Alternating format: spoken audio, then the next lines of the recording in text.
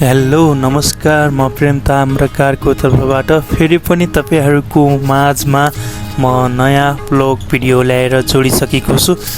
आउनुहोस्, आजको यात्रा चाहिँ हाम्रो राजकोटको कालाबाट गाउँतर्फको रहेको छ।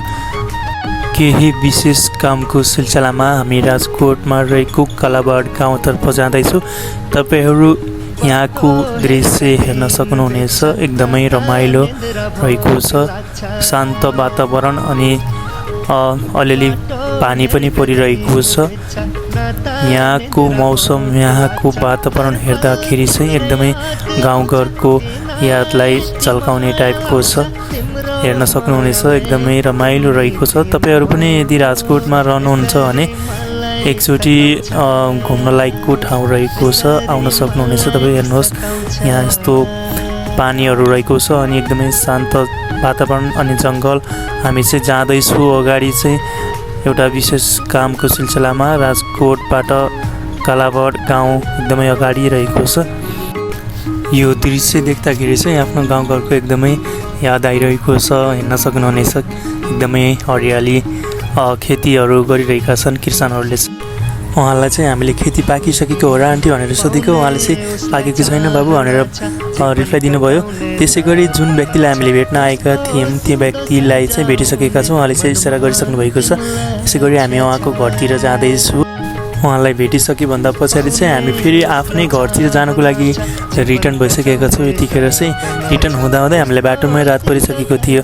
अनि रात परिसके भन्दा पछाडि अलिकता भोक लागेको महसुस पनि भयो। एउटा होटलमा चाहिँ बसेर नास्ता गर्नुपर्छ भनेर नास्ता गर्न थालेका छौँ।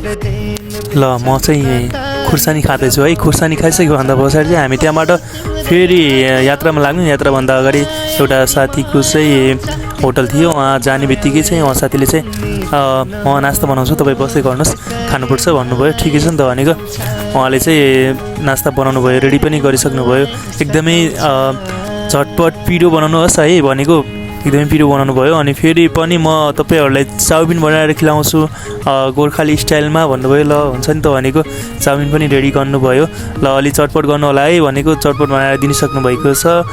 एकदमै चटपट गोर्खाली पारामा बनाउनु भएको थियो। उहाँले चाहिँ एकदमै मिठो लाग्यो है। तपाईँहरू पनि यदि राजकोटमा बस्नुहुन्छ भने राजकोट नजिकै रहेको हुड्को चोकडी नजिकै महादुर्गा नास्ता पसलमा गएर चाहिँ नास्ता गर्न सक्नुहुनेछ। भिडियो हेरेर जानुहुन्छ भने चाहिँ तपाईँलाई केही % छुटको व्यवस्था पनि रहेको छ। अनि नास्ता खाइसकेपछि चाहिँ हामी रुमतिर जानुपर्ने हुन्छ। अलिअलि पानी पनि परिरहेको थियो। ठिकै छ, पानी पऱ्यो भने रुमतिर त जानुपर्छ है। अति बेर चाहिँ रुमतिरको यात्रा चालु हुन्छ हाम्रो चाहिँ। पानी परेको कारणले चाहिँ बाटोमा एकदमै ट्राफिक जाम पनि भएको थियो। ट्राफिक जाम भयो पनि ठिकै छ, अब रुममा त जानैपर्छ होइन। त्यसै गरी चाहिँ अब हामी रुमको नजिक पनि पुगिसकेका छौँ। तपाईँहरू यदि मेरो भिडियो हेर्दै हुनुहुन्छ भने मेरो भिडियोलाई चाहिँ like, comment, share and my Facebook पेजलाई चाहिँ फलो अनि मेरो युट्युब च्यानललाई सब्सक्राइब गर्न नबिर्सनु होला है।